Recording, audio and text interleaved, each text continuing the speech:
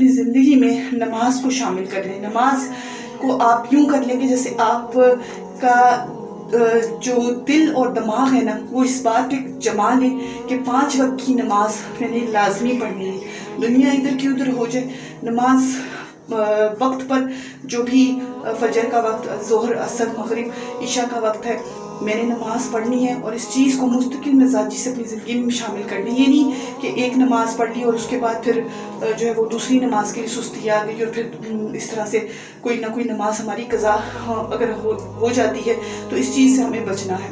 हमें नमाज़ों की पाबंदी जो है वो कायम करनी है। जैसे कि कुरान पाक में अल्लाह ताला फरमाता है कि नमाज कायम करो।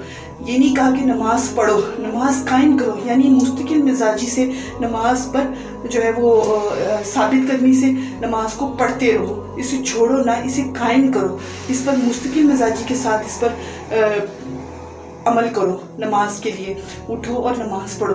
तो हमने ये चीज़ जहन में रखनी है कि नमाज को मुस्तकिल मिजाजी से पढ़ना है। एक वक्त में ये नहीं कि नमाज पढ़ ली और दूसरे वक्त में हमने सुस्ती का शिकार होकर नमाज छोड़ देनी है। और नमाज छोड़ने का बहुत बड़ा और सख्त गुनाह है, इस चीज़ को भी हमने जहन में रखना है कि नमाज छोड़ना कोई ये नहीं कि हमने छोड़ दी तो बस ठीक है, जी नहीं।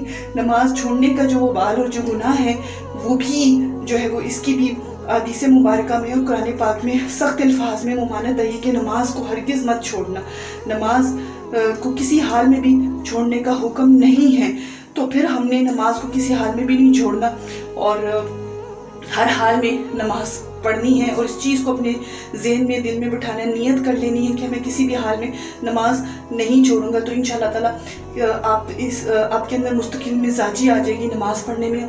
और फिर आप चाहे वो बीमार ही क्यों ना हो जाए, किसी बीमारी में मुब्तला हो जाए खुदा न खास्ता, तब भी आप यही सोचेंगे कि मैं नमाज लाजमी पढ़ूंगा, क्योंकि इसमें शिफा ही शिफा है।